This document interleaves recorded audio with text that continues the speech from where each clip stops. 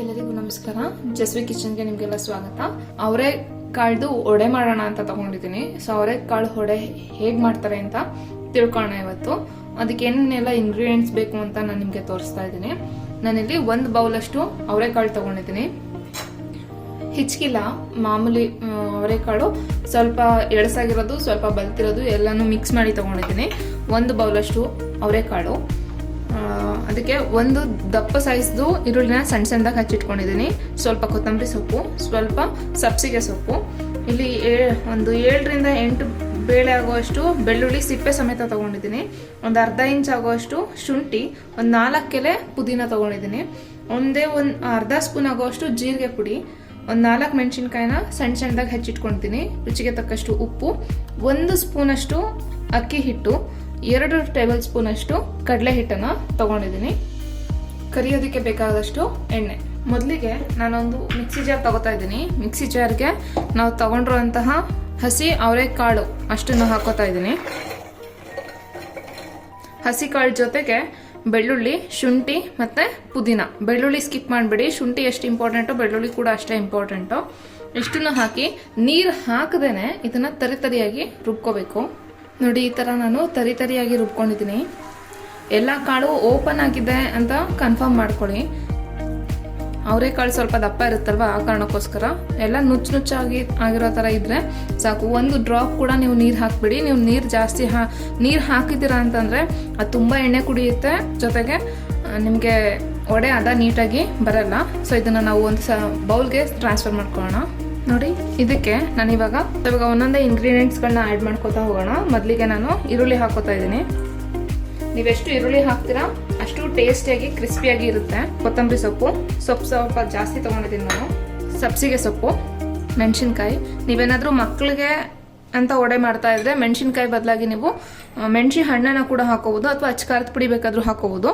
ಇಲ್ಲಾಂದರೆ ರುಬ್ಬೇಕಾದ್ರೆ ನೀವು ಮೆಣಸಿನ್ಕಾಯಿನೂ ಕೂಡ ಸೇರಿಸಿ ರುಬ್ಕೋಬಹುದು.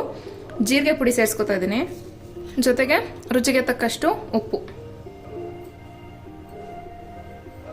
ನಾನಿಲ್ಲಿ ಸ್ವಲ್ಪನೇ ಮಾಡ್ತಾ ಇರೋದು, ಸೊ ನೋಡ್ಕೊಂಡು ಹಾಕೋಣ.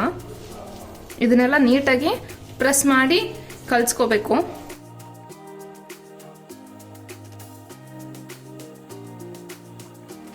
ನೋಡಿ, ಇವಾಗ ಕಲಸಿದ್ದಾಗಿದೆ. ನಾನು ಇದಕ್ಕೆ ಸ್ವಲ್ಪ ಅಕ್ಕಿ ಹಿಟ್ಟು ಹಾಕೋತಾ ಇದ್ದೀನಿ.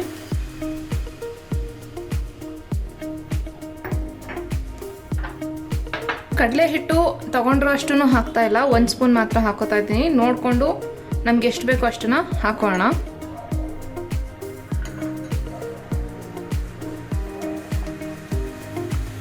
ಅಕ್ಕಿ ಹಿಟ್ಟು ಮತ್ತು ಕಡಲೆ ಹಿಟ್ಟು ಏನಕ್ಕೆ ಹಾಕ್ತಿದ್ದೀನಿ ಅಂತಂದರೆ ಫುಲ್ ಎಲ್ಲ ಹಸಿ ಕಾಳಾಗಿರೋದ್ರಿಂದ ಎಣ್ಣೆಗೆ ಬಿಟ್ಟಾಗ ಅದು ಒಡೆದೋಗುವಂಥ ಚಾನ್ಸಸ್ ಜಾಸ್ತಿ ಇರುತ್ತೆ.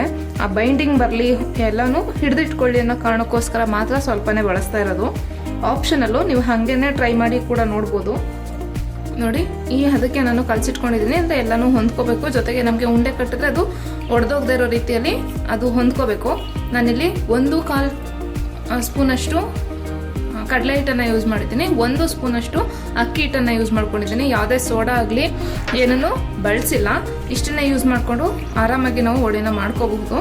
ಜೊತೆಗೆ ಎಣ್ಣೆನ ಕಾಯಕ್ಕಿಟ್ಟಿದ್ದೀನಿ. ಎಣ್ಣೆ ಚೆನ್ನಾಗಿ ಕಾದ್ಮೇಲೆ ನಾವು ಒಡೆನ ಬಿಡಬೇಕು. ಸೊ ಎಣ್ಣೆ ಕಾಯೋ ತನಕ ನಾವು ಇದನ್ನ ಒಂದೊಂದು ಉಂಡೆ ಮಾಡಿ ಇಟ್ಕೊಳ್ಳೋಣ.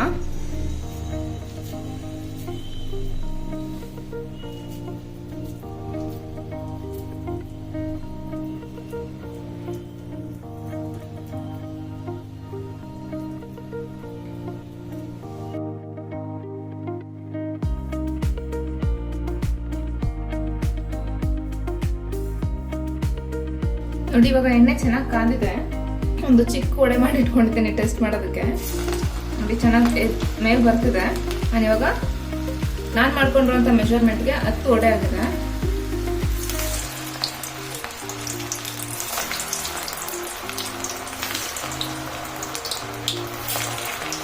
ಒಡೆನ ಮೀಡಿಯಂ ಮತ್ತೆ ಲೋ ಫ್ಲೇಮ್ಗೂ ಮಧ್ಯದಲ್ಲಿ ಇಟ್ಕೊಂಡು ಬೇಯಿಸಿ. ಬಟ್ ಇದು ತುಂಬ ಸ್ವಲ್ಪ ನಾರ್ಮಲ್ ಒಡೆಗಿಂತ ಜಾಸ್ತಿ ಟೈಮ್ ತಗೊಳುತ್ತೆ, ಯಾಕಂದ್ರೆ ನಾವು ಯೂಸ್ ಮಾಡಿರೋದು ಹಸಿ ಕಾಳಾಗಿರೋದ್ರಿಂದ.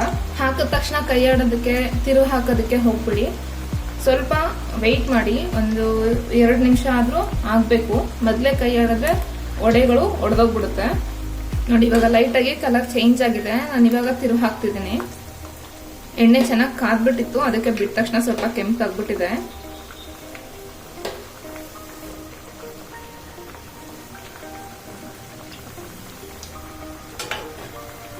ಸ್ವಲ್ಪ ನಿಧಾನಕ್ಕೆ ತುಂಬಾ ಅಂದ್ರೆ ಚೆನ್ನಾಗಿ ಗೋಲ್ಡನ್ ಕಲರ್ ಬರಬೇಕು, ಅಲ್ಲಿ ತನಕ ಇದನ್ನ ನೀಟಾಗಿ ಫ್ರೈ ಮಾಡಬೇಕು.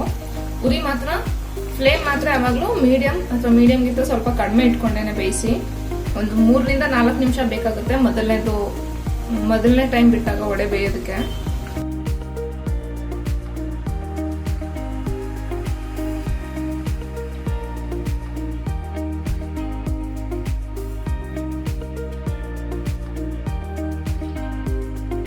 ವಡೆ ಇವಾಗ ಬೆಂದಿದೆ, ಅದನ್ನು ತೆಗೆದು ಬಿಡೋಣ. ಬಿಸಿ ಬಿಸಿ ಆಗಿರೋಂಥ ಅವರೆಕಾಳು ಮಸಾಲ ವಡೆ ರೆಡಿಯಾಗಿದೆ.